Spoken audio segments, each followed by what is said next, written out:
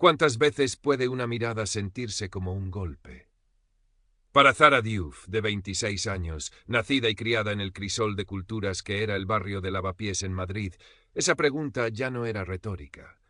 Era el eco sordo de cada mañana al cruzar las puertas automáticas de Public Corp Estelar, la agencia de publicidad que relucía como un faro de modernidad en el distrito financiero de Azca, y donde ella había depositado sus sueños con la fragilidad de un castillo de naipes. El aire en Public Corp Estelar olía a café caro y a esa mezcla intangible de ambición y ambientador cítrico. Sara, con su portafolio lleno de bocetos vibrantes que bebían tanto del arte urbano de su barrio como de las tendencias digitales más vanguardistas, se sentía a la vez un colibrí exótico y un ratón asustado. Su cabello afro, una corona que su madre le había enseñado a llevar con orgullo, parecía flotar con una voluntad propia, atrayendo miradas que iban desde la curiosidad disimulada hasta una condescendencia casi palpable. Su cabello afro, una corona que su madre le había enseñado a llevar con orgullo, parecía flotar con una voluntad propia, atrayendo miradas que iban desde la curiosidad disimulada hasta una Hoy, sin embargo, un atisbo de sol se colaba por los enormes ventanales, y Zara sentía una chispa de optimismo. Llevaba 3 semanas en la agencia, asignada al departamento creativo dirigido por Hugo Montero. Hugo. Su nombre era como una piedra lisa y fría en la boca. 40 años, traje impecable de corte italiano que gritaba más dinero que buen gusto y una sonrisa que nunca jamás llegaba a sus ojos grises, tan calculadores como el algoritmo de una campaña de marketing viral. «Ah, Sara», la saludó esa mañana, su voz con ese deje meloso que a ella le erizaba la piel.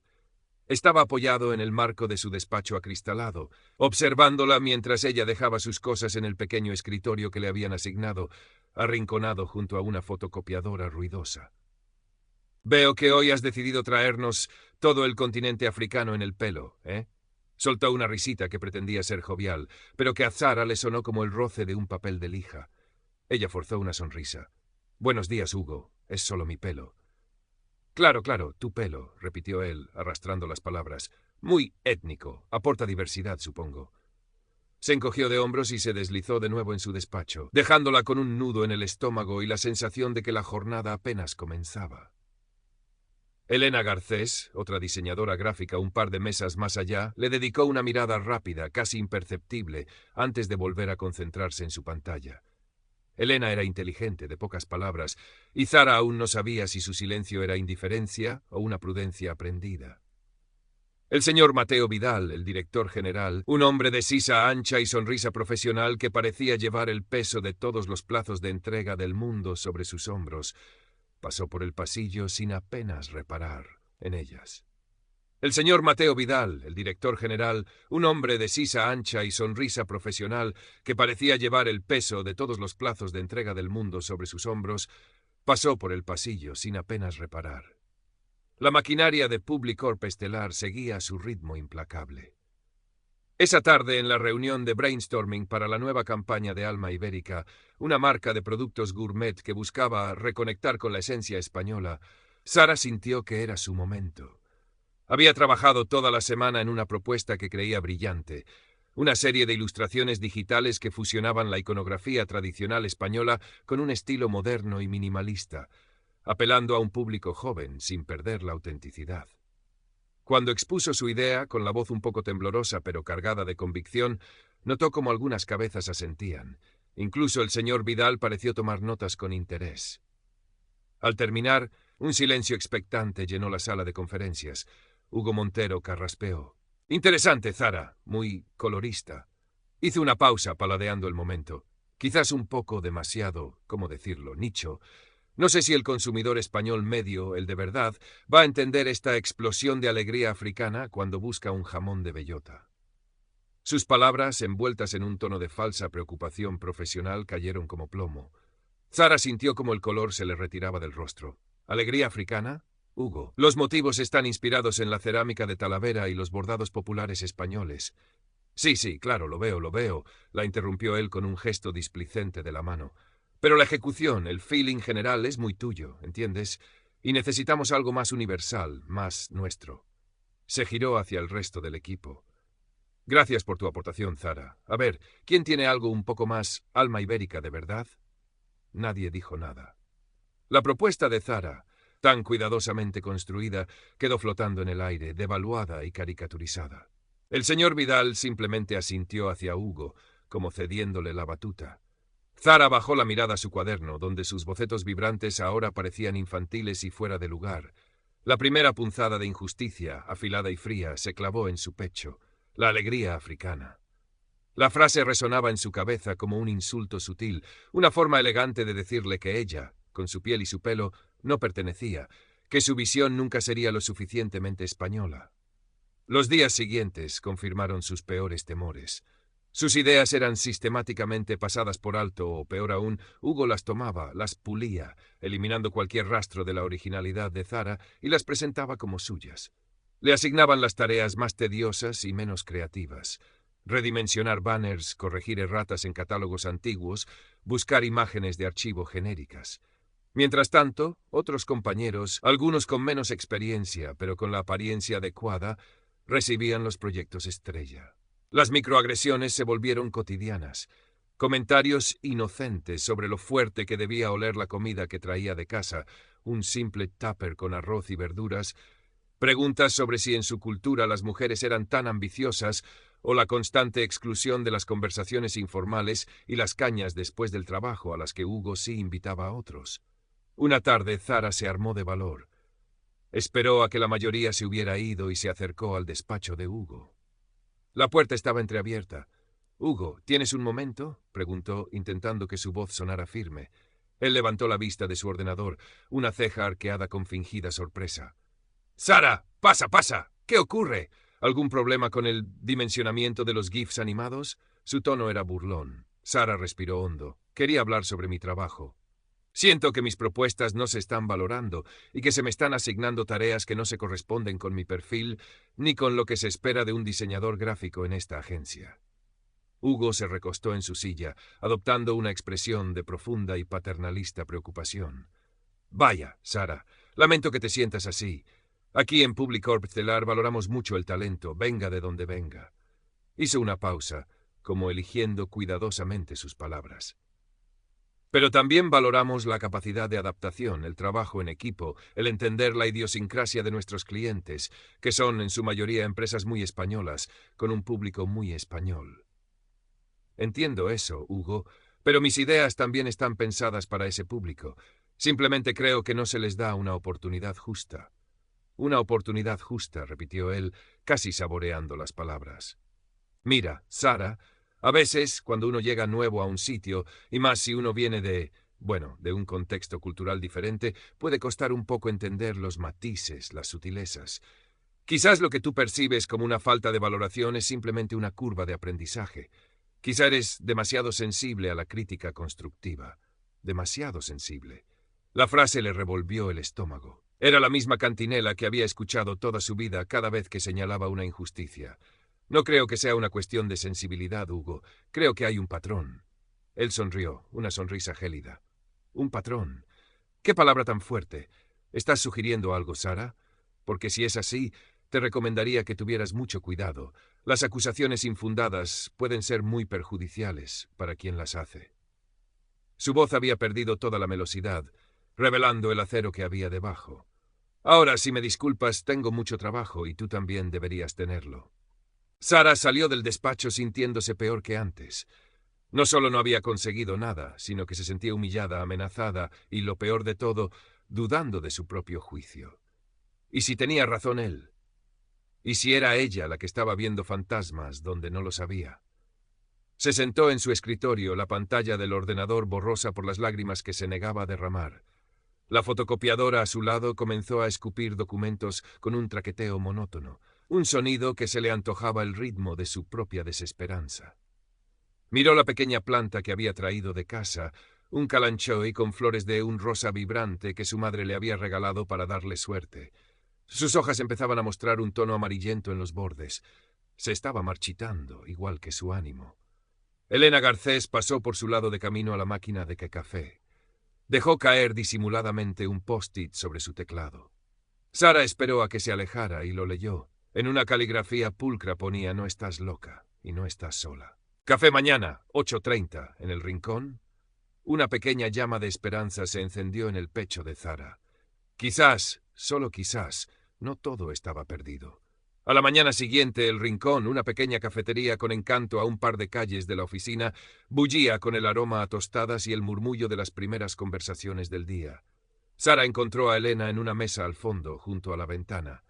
«Gracias por venir», dijo Elena, ofreciéndole una media sonrisa tímida que contrastaba con la agudeza de su mirada. «Pedí un café con leche para ti, espero que te guste». «Gracias, Elena, y gracias por el mensaje de ayer». Elena se encogió de hombros. «No hay de qué. Sé lo que es sentirse así. Quizás no por las mismas razones que tú, pero Hugo tiene un talento especial para hacer que la gente se sienta pequeña». Hizo una pausa, removiendo su propio café. «Llevo aquí 3 años. He visto a mucha gente pasar por ese despacho y salir con la misma cara que tú tenías ayer. Especialmente mujeres. Y si encima no eres, bueno, ya sabes. Blanca y de apellido compuesto», completó Zara con una media sonrisa amarga. «Exacto», Elena suspiró. «El problema es que es muy listo. Lo hace todo de forma que parezca que la culpa es tuya, que eres tú la que no se esfuerza lo suficiente, la que no entiende, la que crea problemas. Eso es exactamente lo que me dijo, que era demasiado sensible». «Clásico Hugo», replicó Elena con un deje de cinismo. «Mira, Zara, no te voy a mentir. Meterse con él es complicado. Tiene muchos contactos. Y el señor Vidal, bueno, Vidal solo se preocupa por los números y por evitar escándalos. Mientras Hugo entregue resultados y no haya quejas oficiales demasiado ruidosas, mirará para otro lado». «Entonces, ¿qué hago? ¿Aguantar y esperar a que se canse de mí?», preguntó Zara, la desesperanza volviendo a teñir su voz. «Eso es lo que la mayoría hace. O se van. Pero tú pareces diferente». «Tienes talento de verdad, Zara. Tus ideas para Alma Ibérica eran geniales, mucho mejores que la bazofia corporativa que acabó aprobando Hugo». Las palabras de Elena fueron como un bálsamo. «Gracias, Elena. Significa mucho para mí oír eso». «Te seré sincera», continuó Elena bajando la voz.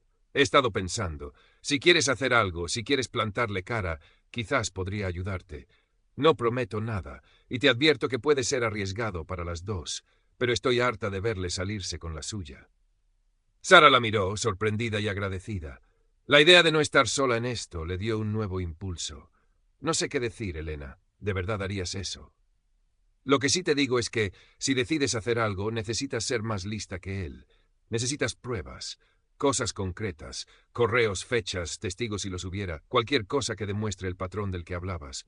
Pruebas». La palabra resonó en la cabeza de Zara. Hasta ahora solo había tenido sensaciones, humillaciones sutiles, palabras ambiguas. Pero Elena tenía razón. Si quería tener alguna posibilidad, necesitaba hechos irrefutables. «De acuerdo», dijo Zara, una nueva determinación brillando en sus ojos. «De acuerdo, lo haré. Pero necesitaré tu ayuda para saber cómo moverme, qué buscar». «Cuenta con ello», asintió Elena. «Pero con mucho cuidado. Las paredes de Public Corp tienen oídos, y los de Hugo son especialmente finos». Durante las siguientes semanas, Zara se convirtió en una observadora meticulosa. Anotaba cada comentario, cada tarea denigrante, cada exclusión.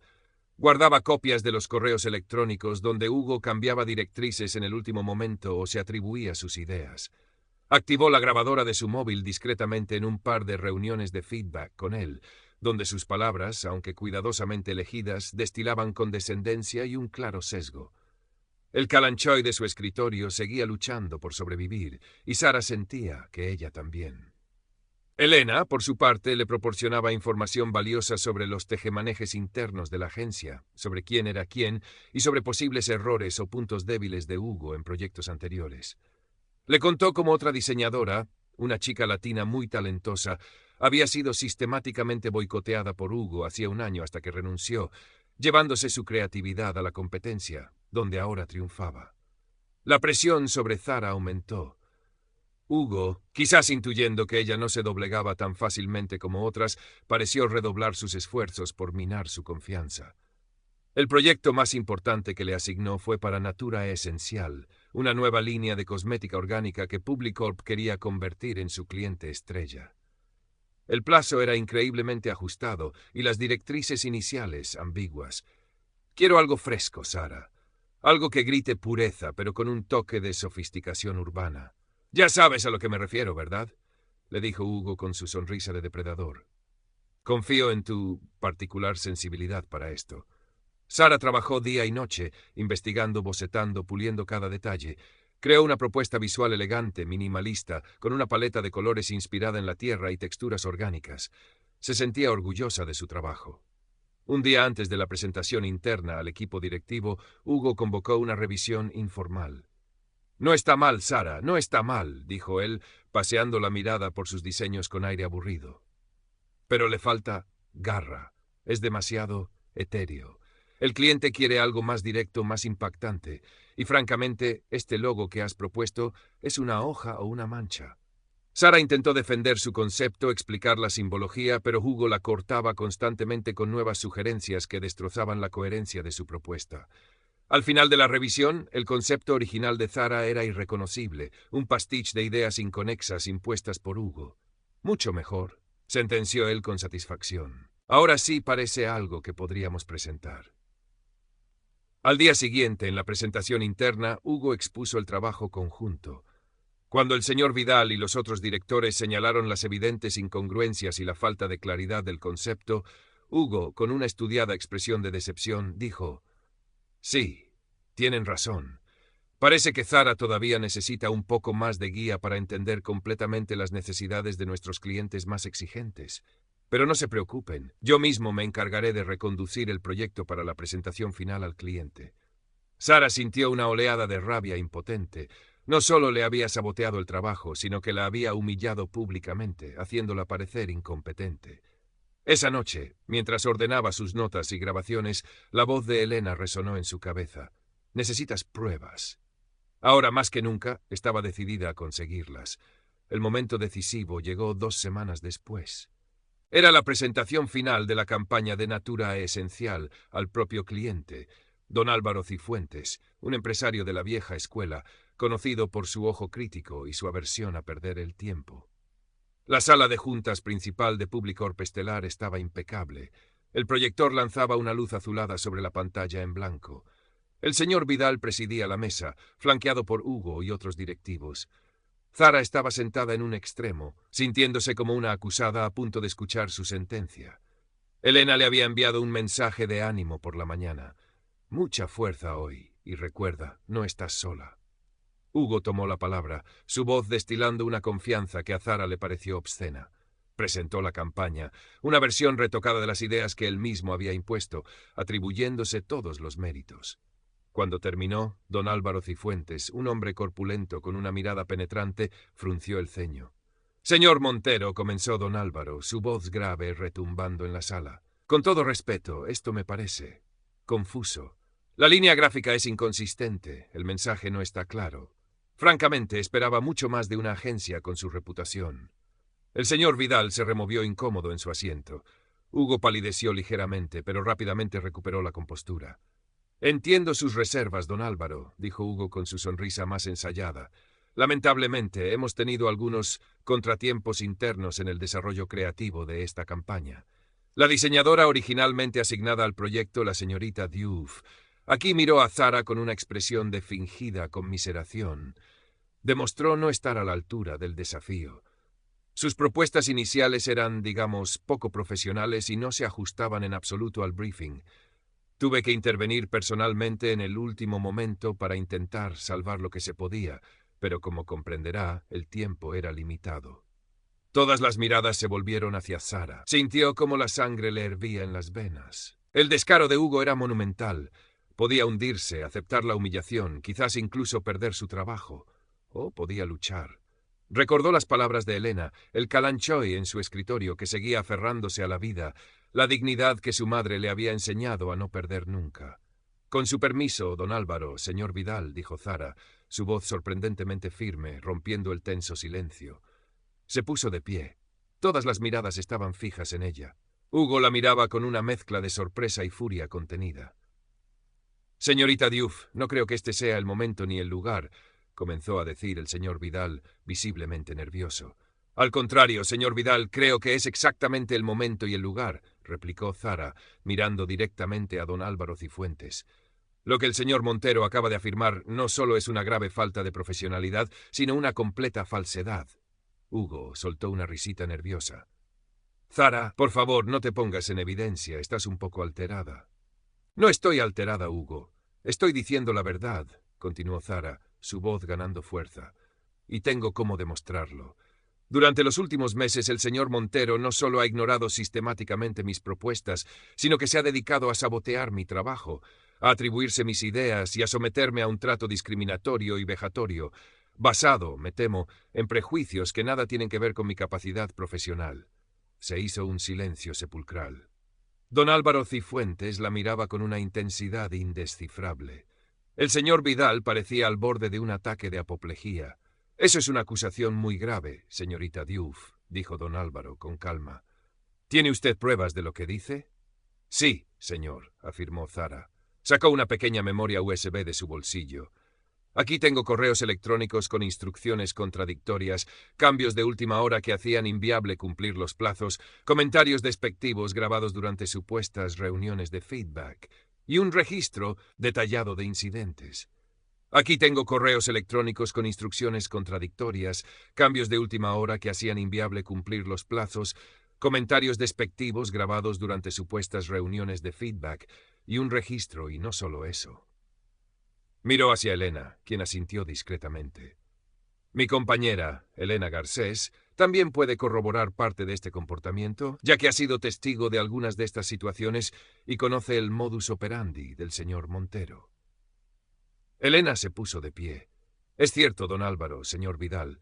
He trabajado con Hugo Montero durante 3 años y he visto cómo ha tratado a Zara y a otras compañeras antes que ella.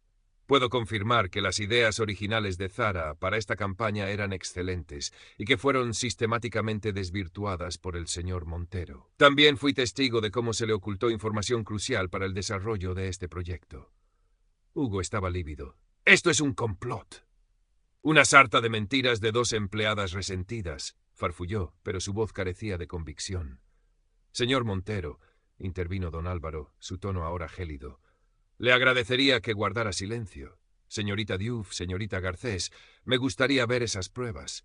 Y señor Vidal», se giró hacia el director general, «espero que su agencia tenga una política muy clara sobre el acoso laboral y la discriminación, y que se tomen medidas contundentes si estas acusaciones resultan ser ciertas.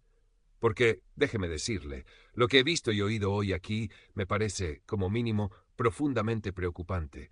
Mi empresa no se asocia con entidades que toleren este tipo de comportamientos». La tensión en la sala era tan densa que se podía cortar con un cuchillo.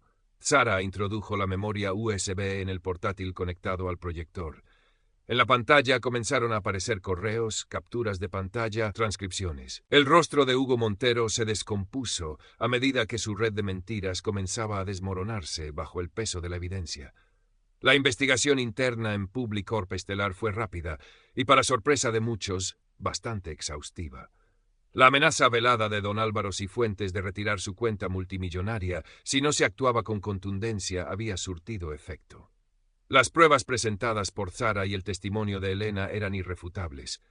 Otros empleados, animados por su valentía, comenzaron a hablar, confirmando el patrón de abuso de Hugo Montero, no solo hacia Zara, sino hacia otros miembros del equipo a lo largo de los años, especialmente mujeres y personas de minorías. Hugo Montero fue despedido de forma fulminante. Su reputación en el cerrado círculo de la publicidad madrileña quedó hecha trizas. Algunos decían que había intentado buscar trabajo en otras agencias, pero las puertas se le cerraban en cuanto su nombre salía a relucir. Para Zara, las semanas siguientes fueron una mezcla de alivio, agotamiento y una extraña sensación de irrealidad. El señor Vidal le ofreció disculpas formales en nombre de la agencia y le aseguró que su puesto no corría peligro. Incluso le ofrecieron liderar el equipo creativo para reconducir la campaña de Naturae Esencial, ahora bajo una nueva supervisión. Ella agradeció la oferta, pero pidió tiempo para pensarlo. La victoria había sido inmensa, pero las cicatrices del acoso y la discriminación no desaparecían de la noche a la mañana. El calanchoe de su escritorio, curiosamente, había comenzado a echar nuevos brotes, sus pequeñas flores rosas más brillantes que nunca. Una tarde, mientras recogía sus cosas, Elena se acercó. «¿Así que, heroína local?», bromeó suavemente. Zara sonrió. «No sé si heroína, solo alguien que se cansó de encogerse». «Has hecho más de lo que crees, Zara», dijo Elena, seria. La gente está hablando. Hay un run run en la oficina, una sensación de que las cosas pueden cambiar. Incluso el señor Vidal parece haber entendido que no puede seguir mirando para otro lado. Han convocado una reunión para la semana que viene sobre nuevas políticas de igualdad y un canal de denuncias anónimo. Eso es bueno, admitió Zara. ¿Y tú? ¿Qué vas a hacer? Te quedas para luchar desde dentro. Zara miró por la ventana. El perfil de los rascacielos de Azca se recortaba contra un cielo teñido de naranja y púrpura. Madrid era una ciudad de contrastes, de oportunidades y de barreras invisibles. Había llegado a Public Corp estelar buscando un sueño y había encontrado una pesadilla, pero en el proceso había descubierto una fuerza que no sabía que poseía. Aún no lo sé, Elena, respondió finalmente. Pero sea lo que sea que decida, lo haré con la cabeza bien alta. Cogió su bolso y el pequeño Calanchi, ahora símbolo de su propia resiliencia. Y sé que no estaré sola. Al salir del edificio, el aire fresco de la noche madrileña le acarició el rostro. Caminó sin prisa hacia la estación de metro, mezclándose con la multitud anónima. Ya no se sentía como un ratón asustado. Había rugido, y su voz, por fin, había sido escuchada. La lucha no había terminado ni para ella ni para tantos otros, pero esa noche Zara Diouf caminaba un poco más ligera, un poco más libre, bajo las luces de una ciudad que, a pesar de todo, también podía ser suya.